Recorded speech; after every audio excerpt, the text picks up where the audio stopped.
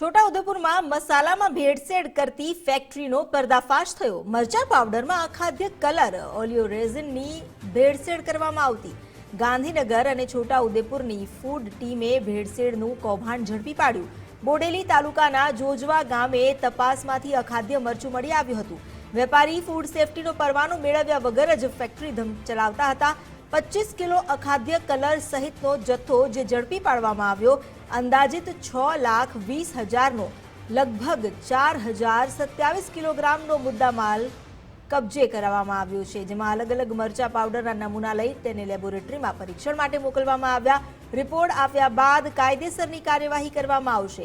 આગળ ઝીણવટભરી તપાસ ચાલી રહી હોવાની સૂત્રોએ માહિતી આપી છે। હવે સવાલ એ થઈ રહ્યા છે કે આખરે ક્યાં સુધી ફેલાયેલો છે રાજ્યમાં ભેળસેળનો આવો ગોરખ ધંધો।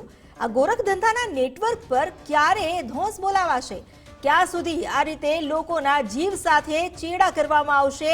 આ ગંભીર ખેલ ખેલવામાં આવશે? કોની રહેમ રાહે ભેળસેડિયા આ હદે બેફામ બન્યા છે? આ ભેળસેડિયાઓ ખો ભૂલી જાય તેવો કડક કાયદો શા માટે નથી બનાવવામાં આવ્યો? કોણ છે જે રાજ્યમાં ભેળસેડિયાને છાવરતા રહે છે? શું લાંચ લઈને આવા ભેળસેડિયાને ખુલ્લી છૂટ આપવામાં આવી રહી છે?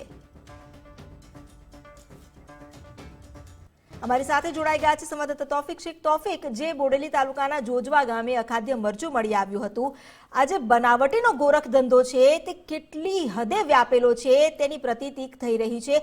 કાર્યવાહી શું કરવામાં આવશે? જે રિપોર્ટ લેવાના છે, જે પરીક્ષણ માટે સેમ્પલ મોકલાયા છે, તેના રિપોર્ટ ક્યારે આવશે? જી, આપને ચોક્કસથી જણાવી દઉં કે ગઈકાલે ગાંધીનગર કચેરી દ્વારા બોડેલી તાલુકાના જોજવા ગામે એક મરચું પાવડર બનાવતી ફેક્ટરી ઉપર દરોડા પાડવામાં આવ્યા હતા અને જેમાં 4,027 કિલો જેટલો માતબર જથ્થો જે છે તે જપ્ત કરવામાં આવ્યો હતો। આ સાથે સાથે કેટલાક નમૂના પણ જે ફેક્ટરી દ્વારા ઉત્પાદિત કરવામાં આવતા હતા, જેમાં એક્સપાયરી ડેટ જેવી વિગતો વગરના જે પેકેટો તેના નમૂના પણ લેવામાં આવ્યા છે। અને આ સાથે જે ફૂડ વિભાગ દ્વારા આ સેમ્પલો લઈ અને તેને લેબોરેટરીના નિરીક્ષણ માટે મોકલવામાં આવ્યા છે અને જે લેબોરેટરીનું જે નિરીક્ષણનું જે રિપોર્ટ આવશે તેના બાદમાં સંબંધિત કાર્યવાહી કરવાનું સૂત્રો દ્વારા જણાવવામાં આવ્યું છે। બિન આરોગ્યપ્રદ આ જે જથ્થો મળી આવ્યો છે, જેને લઈ હાલ તો છોટાઉદેપુર જિલ્લામાં ચકચાર મચી જવા પામી છે। જી, આભાર આપનો જાણકારી આપવા માટે।